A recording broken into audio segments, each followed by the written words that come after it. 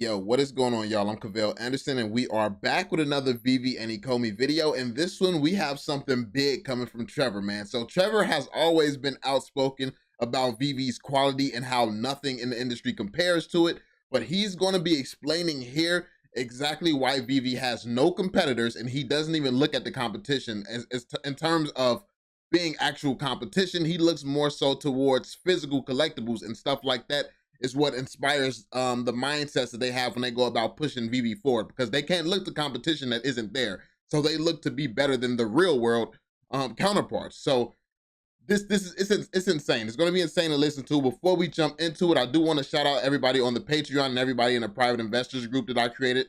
I am announcing that we are going to be start doing exclusive giveaways on the Patreon and exclusive giveaways on the private investors group chat down below. So if you want to join those, be sure to check out the links down in the description.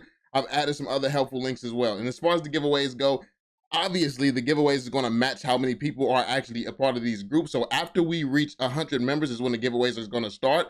And anything over, obviously, is going to match. So if we get like 1,000 members on there, I'm just going to be giving away stuff like prides and stuff like that. So yeah, stay tuned for that. It's going to be lit. But anyway, your boy is back. As always, drop the thumbs up, subscribe, turn on notifications, and let's jump into it and hear what Trevor has to say. This is a goodie.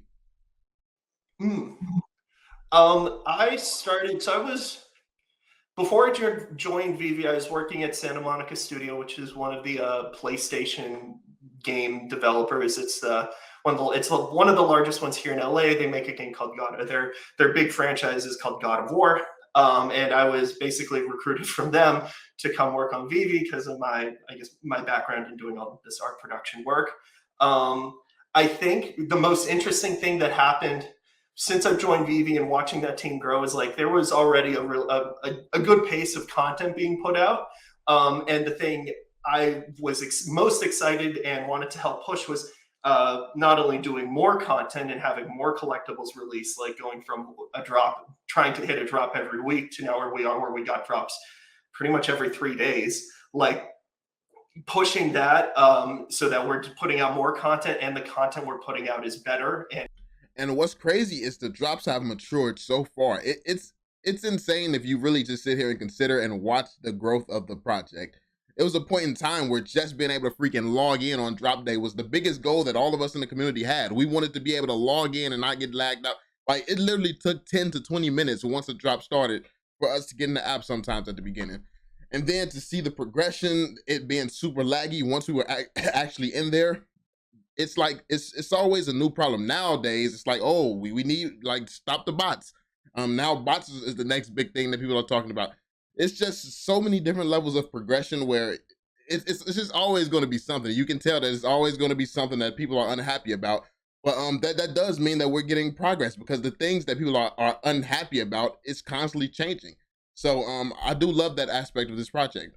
It has not just higher quality bar in terms of the modeling or the rendering, but also more functionality, more animated collectibles, more visual effects, more sound effects, hopefully lead to more interactivity. I think you're starting to see that.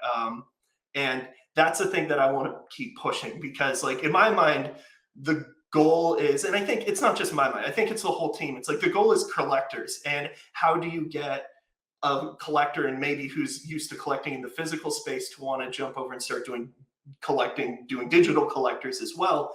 And we have to be producing collectible content that's so good that they feel like they have to participate in the space. Like for me, like I'm going to toot my own horn here. For me, like I don't look at the other NFT projects as the competition. I'm trying to win against the physical collector producers. So basically everything else in the space is doodoo, which it is. And when people say this, like when you say that nothing compares to VeVe, you have all these people, oh, don't disrespect other people, what other people are collecting. You want these guys to come invest in VeVe. Listen, we can say that all the stuff in the NFT markets are just trash right now, and they're still going to come to VeVe. Why? Because VeVe has the most powerful licenses in the world. Does not matter what we say, that is Marvel, that is DC. So, I mean, we can speak reality. These pictures, they're literally duplicating the same picture over and over and switching around facial elements and calling that NFT, and people are paying crazy money for it. Like, it's like, bro, are you kidding me? You could have just drew this out yourself, but I mean, if that's what people think is worth what it is, like, I mean, go for it. But at the same time, this is why there's no competition, because the standards are that low that you can use the same picture and change elements. There's nobody messing with VeVe right now.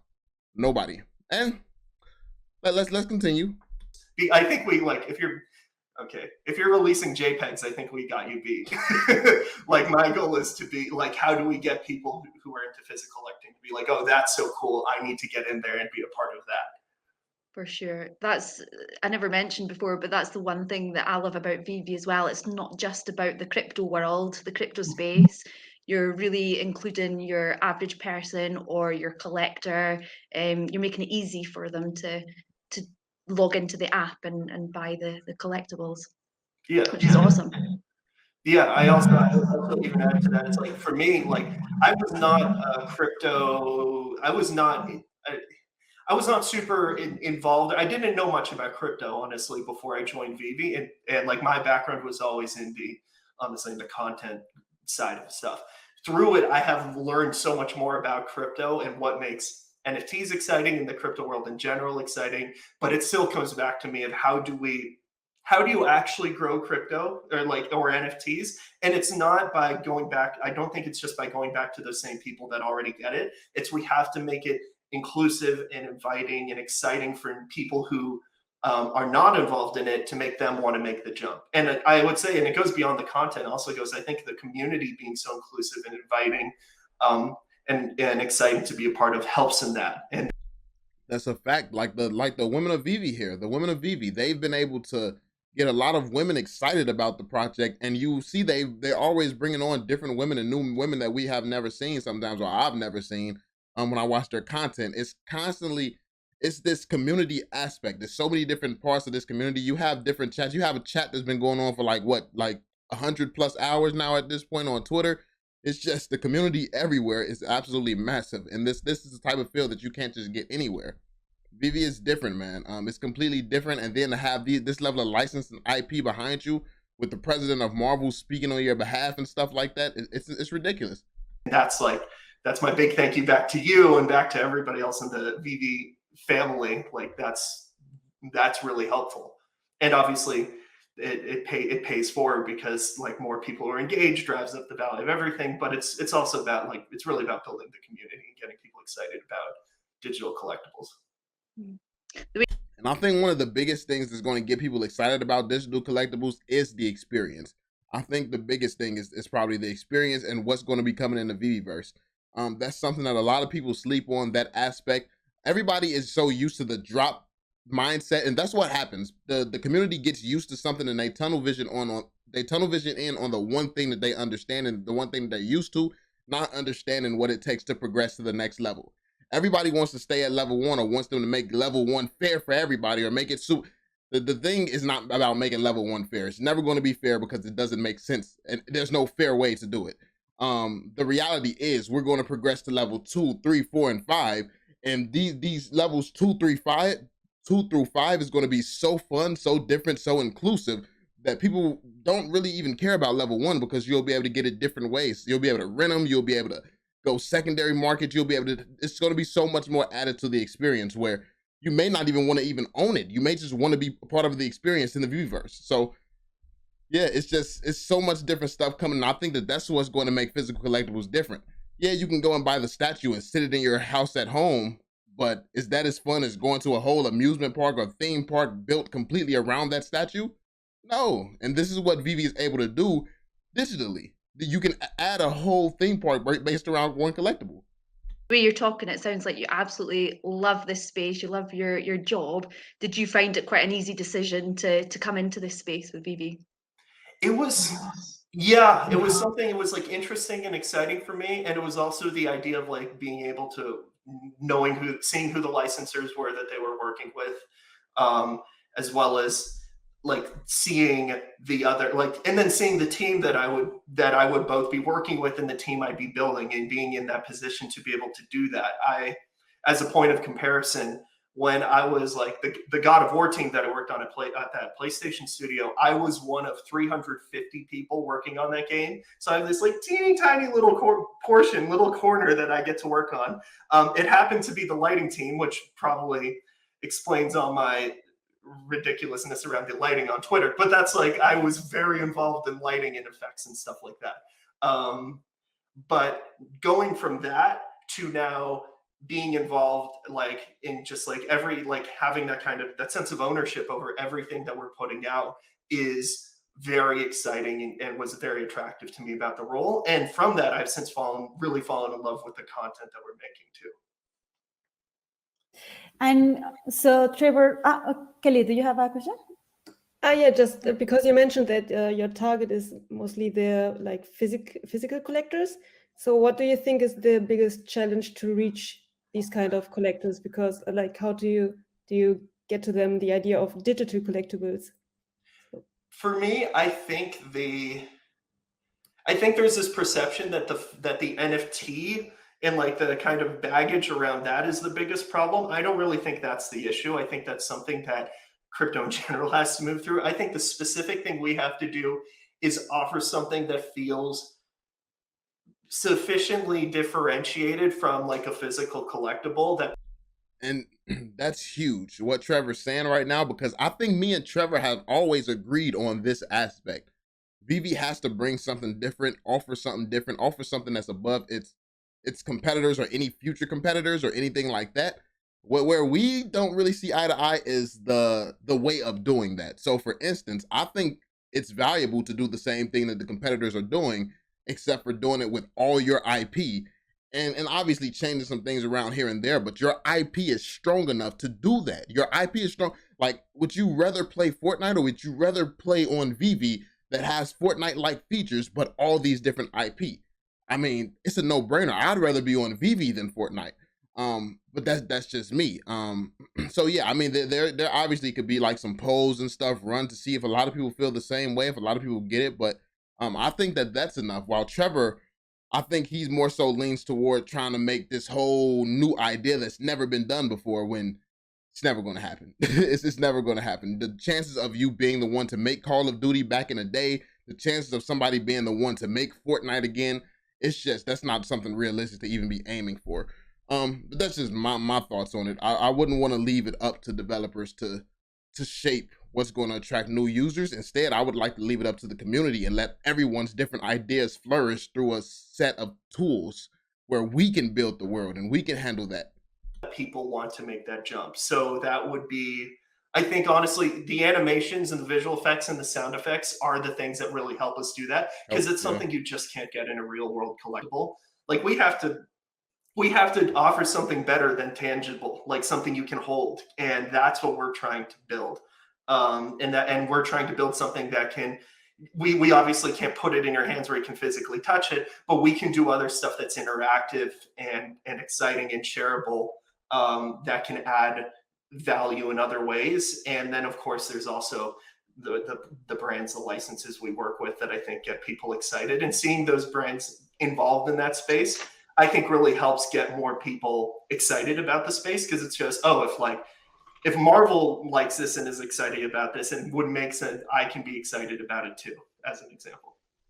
Yeah, so as you can see, it's insane. Like some of the insights and stuff that he shares, he's been saying some of it for a while now, but also others, you start to realize how strong and how far ahead VeVe actually is. Like, they're thinking about problems that has no solution. They're thinking about doing things that's never been done before. It does not matter. People are worried about companies like Facebook and stuff like this coming out, but they have not solved this problem either. And they didn't have the foresight to be involved in NFTs and all of that. Like, it's the one thing having money, but money doesn't buy you vision. You can't buy vision. I mean, unless you can buy David Yu, which I don't know if I doubt that they can do that. They probably can't afford that man, but yeah. So Trevor, how long does it take to create one collectible? So how is the process of creating one collectible? Just one, not even the set, just one. Just one. So I'm going to assume away that we have the license already, because as soon as you add getting the license, that can be anything from like 3 months to a year and a half, depending on the brand. So get the which is also why, like, when people are like, oh, what if other people get the license? Like, it takes a long time to get those. So did you just hear that? This man said 3 months to a year and a half is how long it takes for one license. One license. And that's if you're at the level in licensing as Alfred Kahn and David Yu. That's if you're at that level. The chances are you're not at their level when it comes to licensing. So how long does it actually take for you? Like, you have to be a popping brand like Fortnite. And Fortnite just got, how long has Fortnite existed? And it just now started getting Marvel and Star Wars licenses and stuff like that. Like, come on now. Like, it's not easy to try to jump in this space and compete with VeVe, especially if you didn't have vision and foresight to begin with.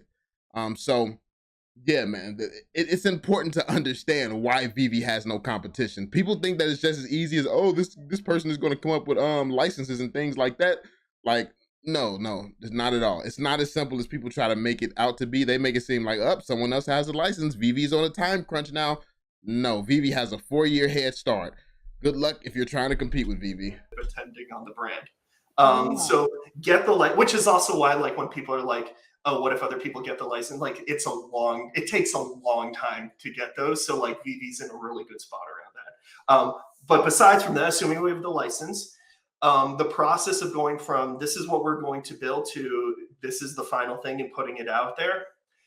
The first step is basically doing the high poly, basically creating the model. And sometimes we start from existing assets, existing content that the brand might have. Sometimes it's completely made from scratch. Like, for example, Alligator Loki.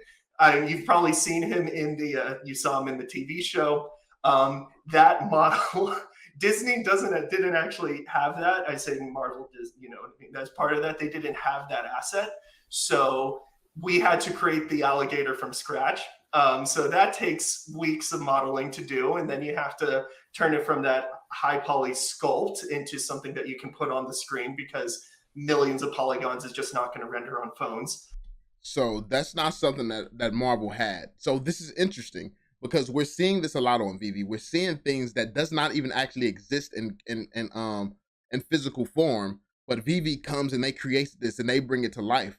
What's interesting about this is that VeVe is having a nice combination of, okay, this is the old school collectibles that everyone knows is valuable because it has a history, and then they're bringing something new school where our children, grandchildren, this stuff that's just now coming out that's in the TV shows today, obviously they're not history yet. They're not worth as much as some of these old school pieces that's already history. But by the time our kids is here and our grandkids is here, that's when that stuff is going to be start to become valuable once our children and children's children is grown and things like that. So this is already putting itself in a position to be the king generations from now, because like this is what, like, it was a tweet that I obviously commented on when it came down to on Twitter when an influencer was talking about how the crocodile would be like Loki would be the same as Secret Rare Spider-Man. It's like, not at all. Not even close. It's like Spider-Man is established now already. We just now saw this crocodile. We just saw this. Like this year. It just came out on the show. So when you take that into consideration, it's gonna take some time. It's gonna take like 5-10 years before that goes down as history. It takes time for this stuff to become historic and to become valuable. So yeah, I like the approach VeVe has. It has what's valuable right now for us and what's going to be valuable for our grandchildren and what we can pass down and stuff like that. So it just comes down to creating a strategy where you're taking advantage of the stuff that you need right now to know that is going to go up in value when people stop sleeping on it, and then the stuff that is sleepers that's going to become super valuable generations from now. Because the more that we see Crocodile Loki and things like that, he could become a historic icon moving forward. But we've only seen him once. So yeah, in real time. So there's the process of turning that into and like doing the UV maps, all the technical kind of stuff that we need to do to turn it into something that can be displayed in real time. Texturing it, basically that's painting the look of the skin onto it. Then there's the rig animation, and that one didn't have visual effects, but the sound effects work as well. So that whole process for that model was probably 6 to 8 weeks just in terms of work to make the asset. And then every single stage, we're also going back to the licensor and getting feedback. And some of the licensors, they can get feedback pretty quickly. Some of them take a little longer. And so basically after high poly, it goes off for a week to get that feedback. Then we get the feedback, we move on. After the texturing, it goes back, we get the feedback. The feedback comes in, hey, we need to tweak a little thing. That takes a little bit of time, we send it back. Anyway, the point is like this back and forth. One of the most complicated assets that we've made so far are taking, in terms of work and feedback rounds, 4 months per collectible, and we're putting out, I mean, we have at least 1 to 2, like about 200 in development right now. So it's like, it's a whole set is like the work year. It's like literally measured in years, the amount of work that it takes to put a set in terms of the hours and days of work that goes into it. It's a lot behind the scenes, and it's a lot of different people because people who do modeling aren't the animators, aren't the riggers, aren't the visual effects people. So it's lots of teams. So as you see, you got all this information, stuff that people kind of sleep on VeVe and what they actually have to do, what they're accomplishing and how fast they're accomplishing it. They're like super far ahead right now. And when you look at it, you see, oh, this little collectible, this is an alligator that just growls out here. Then people like, I mean, to be fair, I get why people would think that that's super simple to do, but as you can hear, it takes like 4 months just to do that. This stuff takes time, and it's crazy how fast VeVe is moving in terms of this, working with all these licenses, getting feedback, managing so many different projects at the same time. That's why the people who just try to belittle the work that's being done and all the accomplishments that VeVe has, it's sad how people can be this toxic. It really is, because they have the opportunity to be part of history right now. History is being made.